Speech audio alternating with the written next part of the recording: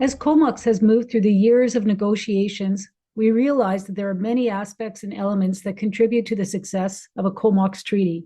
We call these winning conditions. The winning conditions are specific to the Comox treaty and have been identified by the Comox people over several years. The following are a few of the key winning conditions that have been achieved or are expected to be achieved to support the Comox treaty. Winning condition number 1, loan forgiveness. In 2018, the federal government decided to forgive the negotiation loan. Comox had accumulated almost $6 million in loans related to the treaty. Many nations, including Comox, lobbied hard to achieve this outcome.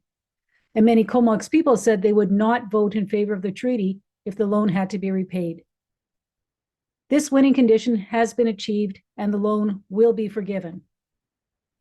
Winning condition number 2, sufficient land and cash offer. At the time of the agreement in principle, Comox agreed to a preliminary offer of 5,000 acres of land and $17.5 million. The latest offer from November 2022 includes 12,491.7 acres of land and several financial transfers. First is a $30 million capital transfer. Second, $20 million in economic development funding from British Columbia. This relates to forestry and infrastructure. And the treaty team is seeking an additional $15 million from Canada for infrastructure and government startup costs.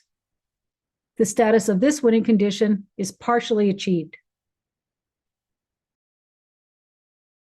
Winning condition number 3, forestry opportunities of 100,000 cubic meters of annual allowable cut. This volume will be made up by current KFN portion of Rosewall Creek, about 16,000 cubic meters, other KFN tenures, also about 16,000 cubic meters. On the treaty settlement lands, there could be up to 28,000 cubic meters.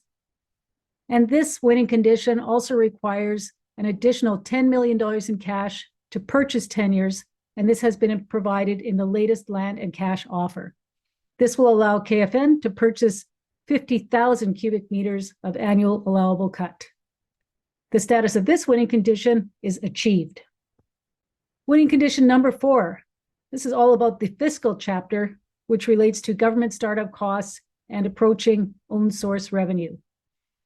What's needed for Comox is sufficient self-government startup costs, and KFN expects to see this in the next offer. There will be a significant increase in funding for costs of government to replace band support funding. This is funding that currently comes from the federal government. The initial federal proposal would increase band support funding by a multiple of 10.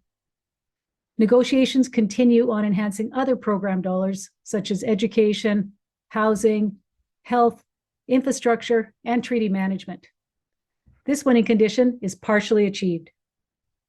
Winning condition number 5, maintaining Section 87 tax exemption. The key elements of this agreement include all status Indians will retain their tax exemption for as long as it is provided for in the Indian Act. The exemption can continue to be used on any reserve in Canada. The exemption can also be used on those parts of treaty settlement lands that were former Indian reserves.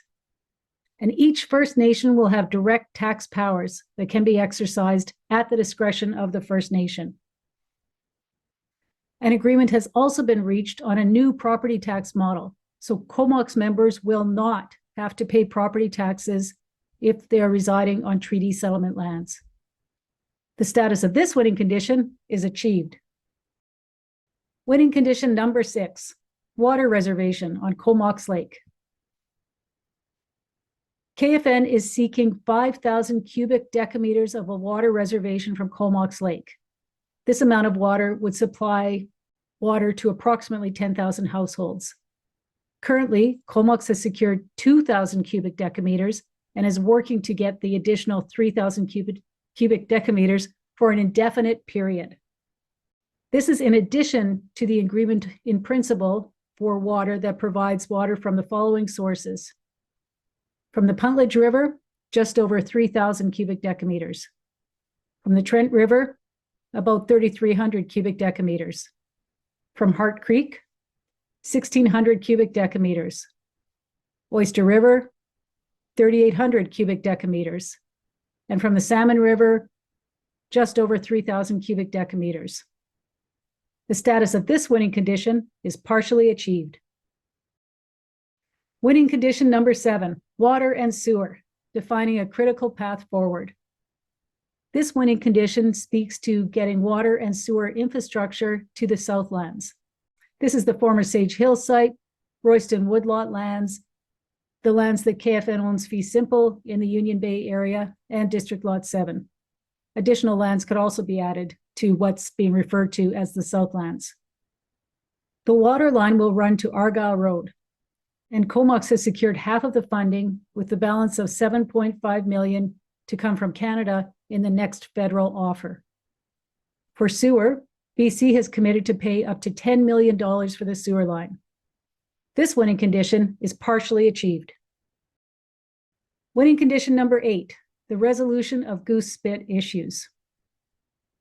Achieved so far is the transfer of HMCS Quadra and a lease back to Canada so that Canada can use the lands mostly for cadet activities. The road access has been achieved. The lease for the west part of the spit has been achieved to the satisfaction of both parties. Canada has agreed to all of Comox's conditions and negotiations are being finalized. The status of this winning condition is achieved. And the final winning condition is the ENN land grant and the issues relating to the ENN land grant.